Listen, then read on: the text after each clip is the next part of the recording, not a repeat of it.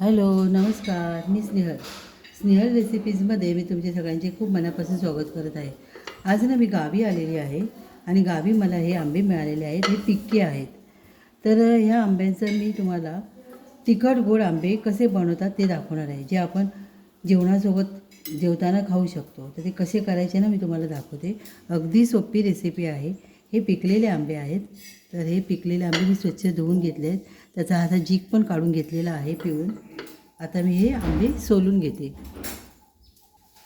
हे आंबे ना मी असे सोलून घेते. हे आंबे ना मी आता चांगले व्यवस्थित सोलून घेतलेले आहेत. पिक्की आंबे आहेत आणि ही त्याची सालं निघाली आहेत. आता ही सालं आपण खाऊ शकतो. म्हणजे ह्याला आंबा लागलेला आहे, आपण खाऊ शकतो. आणि हे जे आहे त्याला मी आता तिखट मिठावर चांगलं गॅसवर टोपामध्ये परत काढते, तुम्हाला दाखवते.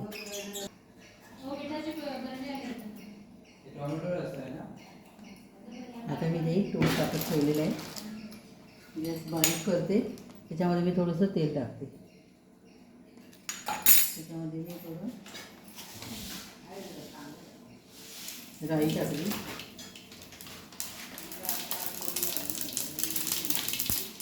थोडंसं जिरं टाकलं.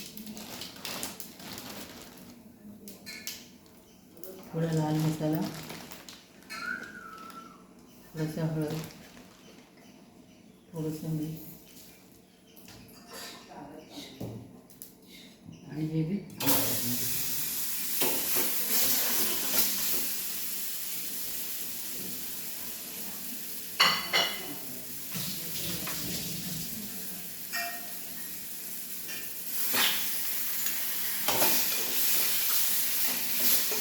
असा आंबा चांगला तेलावर परतून घ्यायचा. ह्याला तिखट मीठ चांगलं लागलं आहे.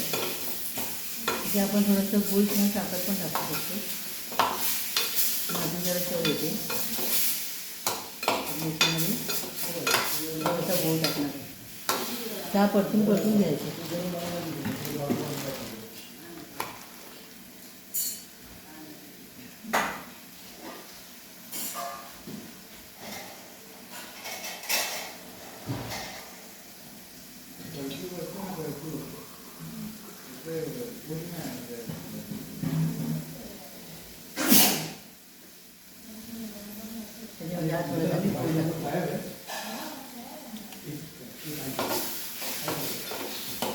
मीठ तर मी टाकलेलं आहे, तिखट मीठ टाकलेलं आहे. हा आता आंबा वगैरे खाऊन बघा, मला नक्की आवडेल. हा आंबा खाण्यासाठी तयार आहे.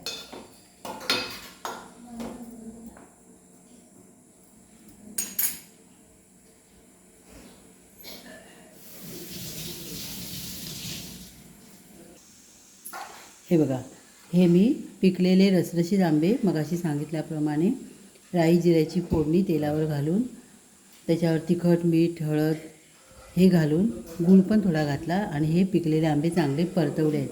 हे आंबे अगदी पिकलेले नाही आहेत, तर हे आंबट गोड आहेत आणि मी असे चांगले परतून घेतले आहेत. 5-10 मिनटं त्याला चांगले परतत होते आणि हे तसे तयार झालेले. आता हे आपण जेवणासोबत खाऊ शकतो.